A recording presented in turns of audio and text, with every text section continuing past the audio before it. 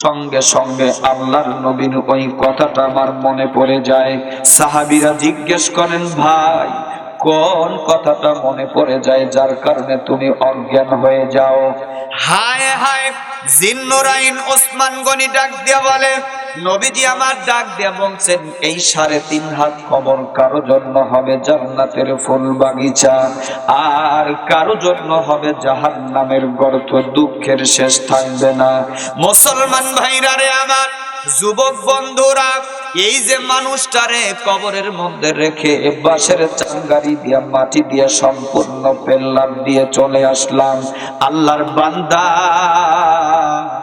ডাক দিয়া বলতেছে, আল্লাহ তুমি ছাড়া কেউ নাই, সঙ্গী নাই, সাথী নাই, বাতি নাই, কিচ্ছু নাই। আল্লাহ তুমি আজকে আমার পাশে যদি না দাঁড়াও, আমাকে যদি একটু সুযোগ না দাও, আমার জাহান্নাম ছাড়া কোনো উপায় নাই, কষ্ট ছাড়া কোনো উপায় নাই। তবে এই মৃত ব্যক্তি হাদিস প্রমাণ করে ডাক দিয়া বলবে, আল্লাহ আর একটা বার যদি তুমি দুনিয়ার বুকে যাওয়ার সুযোগ দাও, একটা বার যদি দুনিয়ার মধ্যে যেতে পারি, আল্লাহ গো আজ তোমার কাছে কথা দিলাম জীবনে আর কোনোদিন একটা অন্যায় করব না, গুনাহ করব না, অন্যায় করব না। খলিফাতুল মুসলিমিন হযরত ওমর ডাক দিয়া বলেন, আল্লাহ যদি একটা কবরস্থ ব্যক্তিরে জিন্দা করে পৃথিবীর জমিনে দিত, আর কবরের দৃশ্যগুলো, কবরের কষ্টের কথাগুলো, আযাবের কথাগুলো পৃথিবীর লোকালয়ে পৃথিবীর মানুষকে যদি একটা বার কবরস্থ ব্যক্তি জানায় দিত, আল্লাহর কসম করে বলি একটা মানুষও মসজিদের মধ্যে না গিয়ে ঘরের মধ্যে ঘুমায়া থাকতো না। ওয়াল টাইম, সর্বসময়, ওই যে আমি শুরুতে একটা কথা বলছি, দিনে কমপক্ষে 20টা বার মৃত্যুর কথা স্মরণ করবেন। আল্লাহর পয়গম্বরের শ্রেষ্ঠ সাহাবী খলিফাতুল মুসলিমিন হযরত ওমর ডাক দিয়ে বলে, দুনিয়ার মানুষ একটা কবরস্থ ব্যক্তি যদি একটা বারের জন্য উঠে আসার সুযোগ পাইতো, কবরের কথাগুলো, কবরের দৃশ্যগুলো যদি একটা বার বলার সুযোগ পেত, তাম পৃথিবীর মানুষ নামাজি হয়ে যেত, আল্লাহওয়ালা হতো। দিনে 20 বার নয়, 1000 বার শুধু মনে মনে চিন্তা করত, কখন বা মরে যাই আল্লাহ, কখন বা দুনিয়া থেকে বিদায় নাই, আর মৃত্যুর পরেই তো কবরের শাস্তি শুরু হয়ে যাবে। এই চিন্তায় মানুষ খাওয়া দাওয়া, ঘুম সব কিছু বাদ দিয়া আল্লাহর ইবাদত করা শুরু করত। কিন্তু মুসলমান সেই সুযোগটা না থাকার কারণে, একটা মানুষ জীবিত হওয়া না হওয়ার কারণে আজকে মানুষ ইসলাম থেকে সরে যাচ্ছে, দিন থেকে সরে যাচ্ছে। কবরের কথা আজ যখন বলি তখনই ভালো লাগে, মানুষ একটু কান্না করে, 2টা চোখের পানি 2-3 বার একটু 2 ফোঁটা পানি জমিনের মধ্যে দেয়। আর ওই মাহফিলের মধ্যে বসে বসে চিন্তা করে, হুজুর আর ফজর থেকে নামাজ কাজা করবো না, একটা ওয়াক্ত নামাজ বাদ দিব না। কিন্তু ভাইজান, বাড়িতে যাওয়ার পরে খোঁজ নিয়ে দেখবেন ফজরের নামাজটা পর্যন্ত আদায় করে না।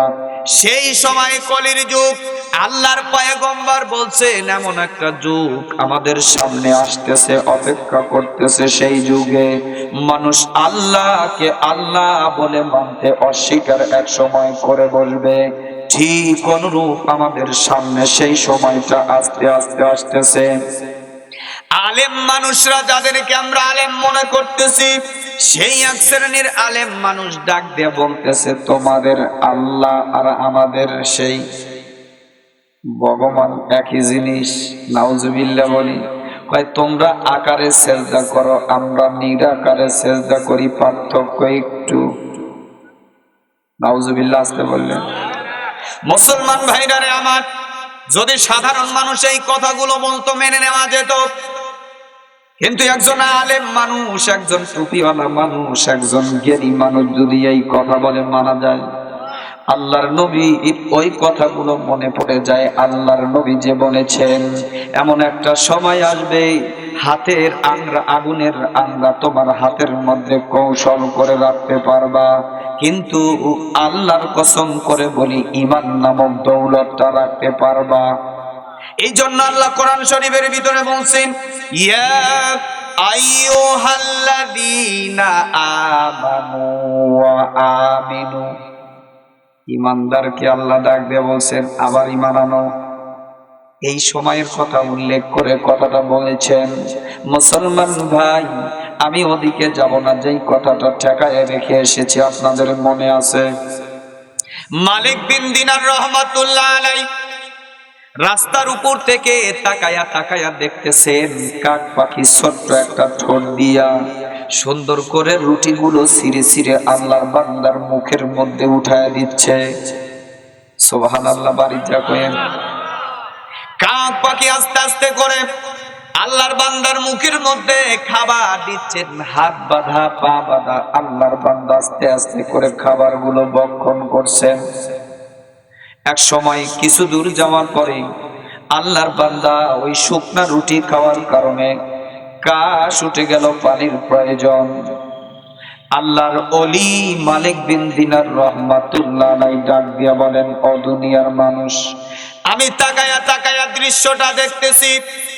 যখন আল্লাহর বান্দার পানির প্রয়োজন, কাশা শুরু করলেন, কাক পাখিটা খাবার ওই অবস্থায় রেখে তার ডানাটা ঝাপটে কোথায় থেকে যেন চুচু মুখের মধ্যে করে পানি নিয়ে এসে আল্লাহর বান্দার মুখের মধ্যে পানিটা প্রবেশ করায় দিলেন। কোন সুবহানাল্লাহ, আরো জোরে বলুন সুবহানাল্লাহ।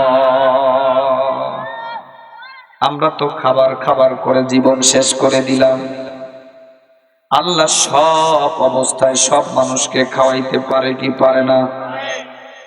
মালিক বিন দিনার দাঁড়ায় এই দৃশ্যটা দেখলেন।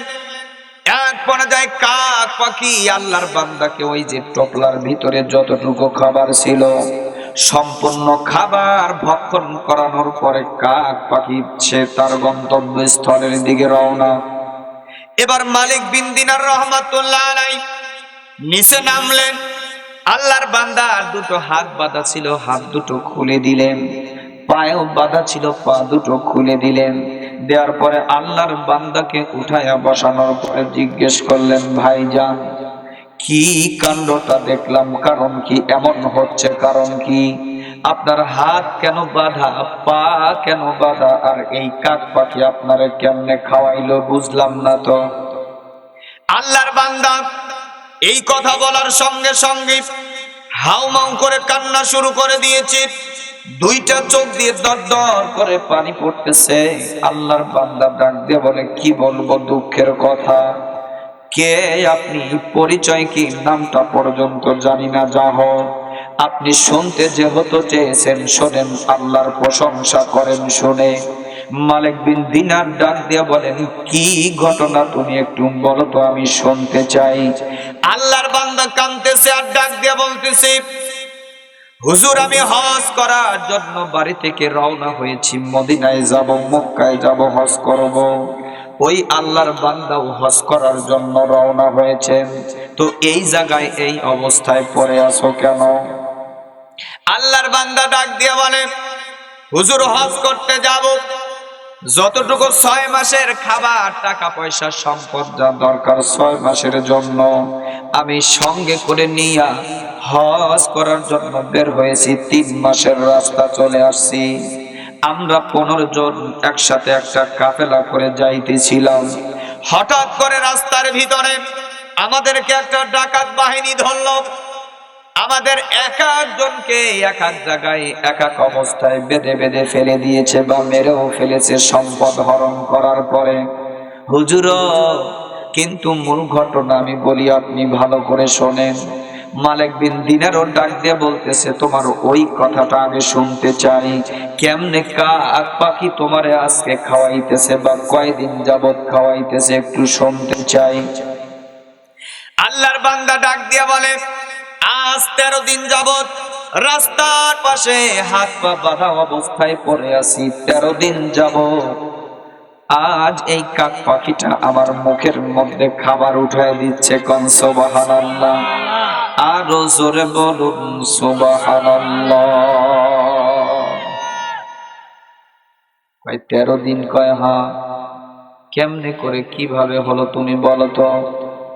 আল্লাহর বান্দা ডাক দিয়া বলেন, আমার সব সম্পদ কেড়ে নিয়ে হাত পা বাঁধা অবস্থায় আমাকে যখন রাস্তার নিচে ছুঁড়ে ফেলে দিল, ওনারা চিন্তা করেছিল হয়তো আল্লাহর বান্দা এখানে পরে পরে দুনিয়া থেকে বিদায় নিবে, কিন্তু আমাকে রাস্তার নিচে দেওয়ার সঙ্গে সঙ্গে দুইটা হাত তুলে আল্লাহর কাছে কান্না শুরু করলাম।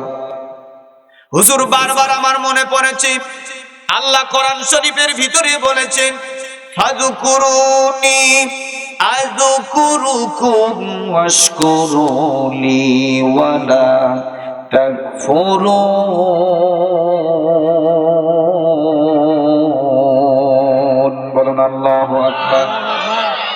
আল্লাহর বান্দা ডাক দিয়া বলতেছেন, হুজুর, আল্লাহ কোরআন শরীফের ভিতরে ডাক দিয়া বলছেন, বান্দা তুমি যদি আমাকে স্মরণ করতে পারো, আমাকে ডাক দিতে পারো, আমি আল্লাহ তোমার প্রতিটি কর্মে প্রতিটি ডাকে সাড়া দেওয়ার জন্য প্রস্তুত। কোন সুবহানাল্লাহ, আরো জোরে বলুন সুবহানাল্লাহ। আল্লাহর বান্দা ডাক দিয়া বলতেছেন, হুজুর, আমার ওই আয়াতের কথা মনে করে আমার হাত পা বাঁধা অবস্থায় যখন আমাকে নিচে ফেলে দিল, আমি শুধু আল্লাহকে ডাকা শুরু করলাম। আল্লাহ, মানুষকে কবরের মধ্যে রাখলে যেমন বিপদে পড়ে, ঠিক অনুরূপ আজকে আমি ওই রকম বিপদে পড়ে গেছি। আল্লাহ, আজ তুমি ছাড়া আমার কোনো সঙ্গী নাই, বন্ধু নাই, আত্মীয় নাই, কেউ নাই, এমন একটা জায়গায় আমি পড়ে আছি। আল্লাহ, এখানে যদি না খেয়ে আমি দুনিয়া থেকে বিদায় হয়ে যাই, মারা যাই, আমার ছেলে সন্তান, পুত্র সন্তান, আত্মীয় স্বজন কেউ আমার খোঁজ জানবে না। এক পর্যায়ে তারা হয়তো মনে মনে চিন্তা করবে সোনার মক্কা মদিনাতে গিয়ে দুনিয়া থেকে বিদায় নিয়ে গেছে। কিন্তু হুজুর, আমি এই অবস্থায় পড়ে পড়ে শুধু আল্লাহকে স্মরণ করেছি, ডেকেছি। একদিন চলে যায়, 2 দিন চলে যায়, 3 দিন পর্যন্ত কান্না করে আল্লাহকে ডাক দেওয়া শুরু করলাম। আল্লাহ, অন্য কিছুর জন্য হায়াত চাই না, অন্য কোনো কারণে হায়াত চাই না, শুধু সোনার মক্কা মদিনায় যাব, রাসূলের কদমের পাশে গিয়ে দাঁড়াইয়া দাঁড়াইয়া একটাবার সালাম দেব, সুযোগটা করে দাও আল্লাহ। যারা মক্কা মদিনায় গেছেন হয়তো তারা দেখেছেন মক্কায় যাওয়া সম্পর্কে পয়গম্বর তার পবিত্র জবানিতে বলছেন। সাহাবায়ে কিরাম জিজ্ঞেস করেছিলেন, নবী গো, আপনি কাবা ঘরের পাশে এসে তওয়াফ করা, জিয়ারত করা আপনি বাধ্যতামূলক করলেন, কিন্তু মদিনায় যাওয়ার কথা বাধ্য করলেন না, বাধ্যতা করলেন না কেন? আল্লাহর পয়গম্বর বলছেন, আমি যদি মদিনার কথাও বলতাম তাহলে উম্মতি মুহাম্মাদির জন্য মদিনায় যাওয়াও বাধ্য হতো, কিন্তু আমি তো প্রেম বুঝতাম না, কে আমাকে মহব্বত করে, কার প্রেম আমার অন্তরের মধ্যে বেশি। এই জন্য মক্কায় এসে কাবাঘর তওয়াফ করাটা বাধ্যতামূলক করা হলো, কিন্তু মদিনায় আমি নবী শুয়ে থাকবো, আমি নবী শুয়ে থাকবো। আমি দেখতে চাই কার অন্তরের মধ্যে আমি নবীর মহব্বত বেশি, কার অন্তরের মধ্যে আমি নবীর প্রেম বেশি, সে আমার কবরের পাশে এসে জিয়ারত করার জন্য হাঁটি হাঁটি পা পা করে চলে আসবে। এই তো কয়েকদিন আগে ঘুরে আসলাম, যারা হয়তো গেছেন তারা দেখেছেন, আমি আপনিও নিজেও বুঝতে পারবেন, মদিনার এরিয়ার মধ্যে গাড়িটা চলে যাওয়ার সঙ্গে সঙ্গে প্রতিটি মানুষ কোন দিকে না তাকাইয়া চোখ বন্ধ করে বলতে পারে মদিনার মধ্যে প্রবেশ করলাম। সুবহানাল্লাহ বলি। প্রশ্ন হতে পারে, হুজুর কেমনে বুঝলেন? ওই মক্কার ভিতরে আমাদের দেশে 37 থেকে 38 ডিগ্রি তাপমাত্রা হলে আমরা ঘর থেকে বাহিরে যেতে পারি না, এসির মধ্যে থাকতে হয়, ঘর থেকে বাহিরে যেতে পারি না। কিন্তু মক্কাতে সর্বসময় তামাম ওয়াক্ত সর্বসময় ওখানকার তাপমাত্রা থাকে 52 থেকে 53। কত? 52 থেকে 53। আমার মতো একটা মানুষ, কামলাদাসার সন্তান, চোখের মধ্যে ঘুরে অভ্যাস আছে, রোদ দেহের মধ্যে লাগানোর অভ্যাস আছে, তারপরেও আমি মক্কায় যে কয়দিন ছিলাম, 8-9 দিন ছিলাম, আমার দেহের চামড়া পুরে এক পল্ল উঠে গেছে, এত তাপমাত্রা সেখানে।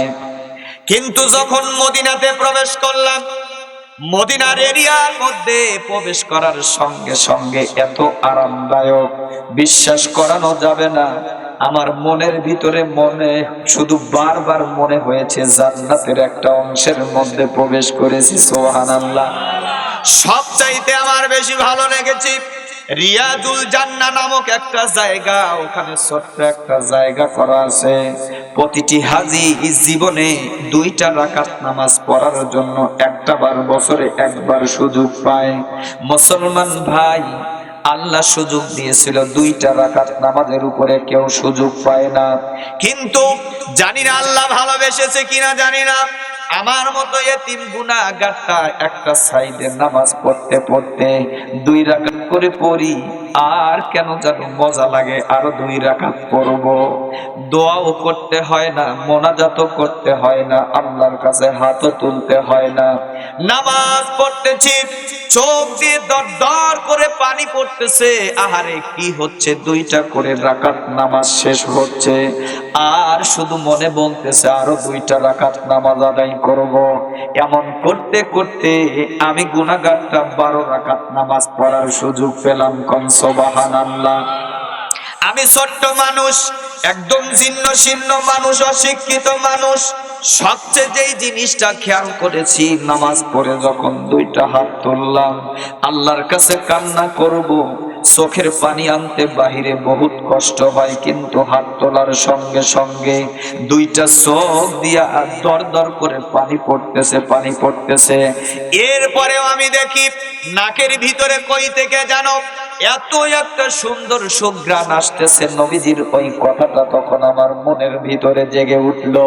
আল্লাহর পয়গম্বর বলেছেন রিয়াদুল জান্নাহর ভিতরে একটা সুঘ্রাণ থাকবে, যারা জান্নাতে যাওয়ার সঙ্গে সঙ্গে ওই ঘ্রাণটা মিলাইয়া নিবে। সুবহানাল্লাহ বলি। মুসলমান ভাইরা রে আমার,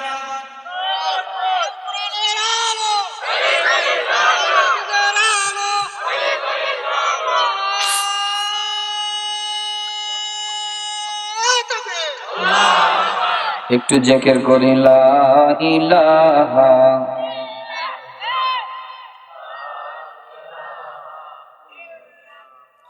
আরো জোরে লা ইলাহা ইল্লাল্লাহ, লা ইলাহা ইল্লাল্লাহ মুহাম্মাদুর রাসূলুল্লাহ। সকলেই বলি সাল্লাল্লাহু। ভালো লাগতেছে? একটু চলবে একটু, যখন বেশি খারাপ লাগে আমাকে একটু বলেন। যেই ঘটনাটা ঠেকায় রাখলাম, মালিক বিন দিনার রহমাতুল্লাহ আলাই আল্লাহর বান্দাকে ডাক দিয়ে বলতেছেন, কয়দিন যাবত এখানে পড়ে আছো? কয় 13 দিন। হুজুর 3 দিন পর্যন্ত কান্না করলাম, আল্লাহ তুমি তো সব পারো, আমার একটু খাবার ব্যবস্থা করে দাও, আমি বেঁচে থাকতে চাই।